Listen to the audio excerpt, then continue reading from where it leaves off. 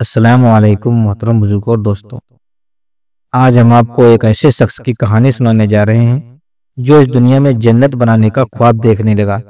دولت، طاقت اور گھمنڈ میں اس قدر ڈوب گیا کہ خود کو خدا سمجھ بیٹھا۔ وہ تھا شداد بن عاد۔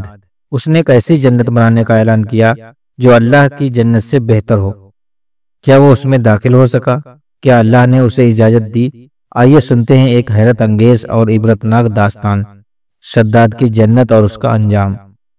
شداد بن عاد قوم عاد کا بادشاہ تھا۔ یہ قوم حضرت نوح علیہ السلام کے بیٹے شام کی نسل سے تھی۔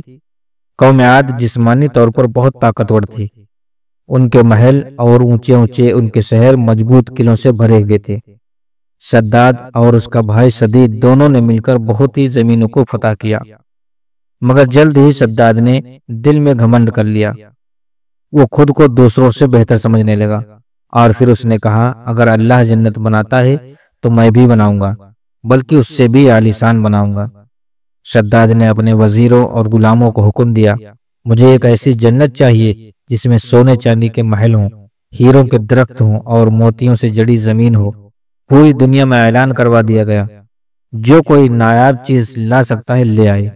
سونا، چاندی، ہیرے، جعفران، کستوری، عنبر دنیا بھر سے لا کر اکٹھا کیے گئے۔ ہزاروں مزدور اور کاریگروں نے سالوں کی محنت کے بعد ایک جنت تیار کی۔ دنیا والوں کی آنکھیں کھلی کی کھلی رہ گئیں۔ شداد کی جنت کچھ ایسی تھی، سونے کے پیڑ، چاندی کے پتے، ہیروں جواہرات سے سجی دیواریں، مہکتے باغ، نرم و آرام دہ بچھونے، میٹھے پانی کے چشمے، ہر چیز دیکھنے لائق تھی۔ شداد نے کہنا شروع کیا، میں خدا ہوں، یہ جنت میری بنائی ہوئی ہے۔ اس نے اپنے نام کی تختیاں لگائیں اور اس زمین پر بنی جنت کو جنت شداد کہا جانے لگا۔ اللہ تعالیٰ نے اس گھمنڈی قوم کی ہدایت کے لیے حضرت ہود علیہ السلام کو نبی بنا کر بھیجا۔ انہوں نے کہا، ایک اللہ کو مانو، اسی نے تمہیں بنایا ہے، اسی کی جنت ہمیشہ رہنے والی ہے، یہ دنیا فانی ہے۔ مگر شداد نے جواب میں ڈھاکہ لگایا اور بولا، تو کس جنت کی بات کرتا ہے؟ دیکھ میری بنائی ہوئی جنت۔ قوم عاد نے ہود علیہ السلام کا مذاق اڑایا اور انہیں جھوٹا کہا۔ انہوں نے کہا، تو منحوس ہے، تو ہمارے بڑوں سے الگ راستہ دکھاتا ہے۔ حضرت ہود علیہ السلام کو اللہ کا حکم ملا کہ اب یہ قوم نہیں مانے گی، اب ان پر عذاب اترے گا۔ شداد کو بھی یہ پیغام پہنچا، مگر اس کے دل پر تالا لگ چکا تھا۔ وہ بولا، اب میں اس جنت میں بیٹھ کر خدا بنوں گا۔ وہ دن آیا جب شداد اپنی پوری قوم، پوری فوج اور امیروں کے ساتھ اپنی بنائی جنت کی طرف چلا۔ راستے میں وہ کہتا رہا، آج میں جنت میں داخل ہو جاؤں گا اور ساری دنیا دیکھے گی میرا کمال۔ جیسے ہی اس نے اپنی جنت کے دروازے پر قدم رکھا، ایک زور کی چیخ آئی، شداد گھوڑے سے گرا اور وہیں اس کی روح نکل گئی۔ شداد وہ بادشاہ جو خود کو خدا کہتا تھا، وہ شخص جو جنت بنوا کر اس میں بیٹھنے کے سپنا دیکھ رہا تھا، یہ قدم بھی اندر نہ جا سکا۔ اس کا گھمنڈ اسے لے ڈوبا۔ وہ جنت جس کی تعمیر میں سالوں لگے، اسی کے باہر اس کی لاش پڑی رہ گئی۔ قرآن میں قوم عاد کا ذکر کئی بار آتا ہے تاکہ ہم سب عبرت حاصل کریں۔